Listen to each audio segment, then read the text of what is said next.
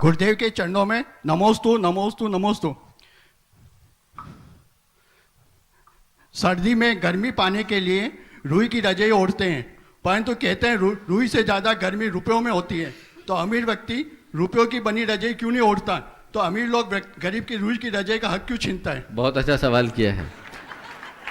सर्दी में गर्मी लाने के लिए रुई की रजाई ओढ़ते हैं, पर लोग गर्मी रुपयों की दिखाते हैं।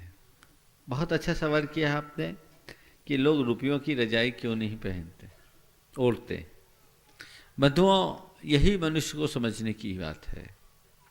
हम रुपयों की कितनी भी गर्मी क्यों न दिखाएं, एक सीमा से ज़्यादा रुपयों का कोई मूल्य नहीं। आपके प्रश्न के उत्तर में एक घटना सुनाता हूं। सिकंदर जब विश्व विजय के अभियान में निकला तो एक ऐसे नगर में पहुंचा जहां एक भी पुरुष नहीं था, केवल स्त्रियां ही स्त्रियां थी, और वे भी एकदम निहत्ती, निर्द्वंद और निरस्त्र। सिकंदर जब वहां पहुंचा तो वो थोड़ा सा सकबका गया, क्या करूं क्या नहीं करूं, क्योंकि उससे लड़तों से लड़ने का अभ्यास था, पर यहाँ उसके सामने कोई योद्धा नहीं, नारियां थी, वो भी बिना अस्त्र शस्त्र के।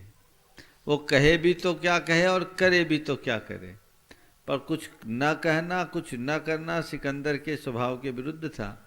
तो सिकंदर ने कहा, मुझे भूख लगी है, रोटियां लाओ। एक चतुर स्त्री गई और एक थाल लेकर आई। लाल कपड़े से ढका थाल सिकंदर के आगे कर दी। सिकंदर ने जैसे उस कपड़े को हटाया, उसमें सोने के टुकड़े पड़े थे। सिकंदर एकदम अचकाया, ये क्या, ये सोने को कोई खाया जाता है क्या? तो उस स्त्री ने ऐसी मार्मिक चोट करी कि सिकंदर भीतर से तिलमिला उठा।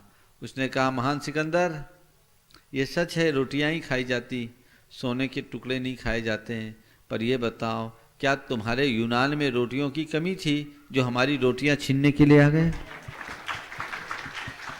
सिकंदर को उस गांव में जो कुछ करना था सो किया, और बाद में उसने एक शिलालेख लिखा कि सिकंदर अबोध था, इस नगर की नारियों ने उसे बोध दे दिया।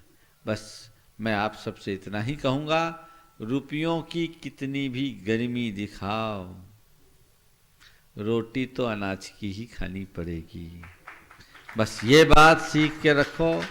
जब इस जमीनी हकीकत को समझ लोगे, सारी रुपयों की अकड़ अपने आप खत्म हो जाएगी। नमोस्तु गुरुदेव।